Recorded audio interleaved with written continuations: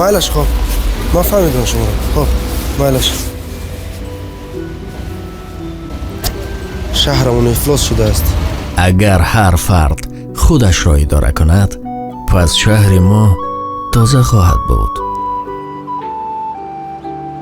شهر من خانه من است.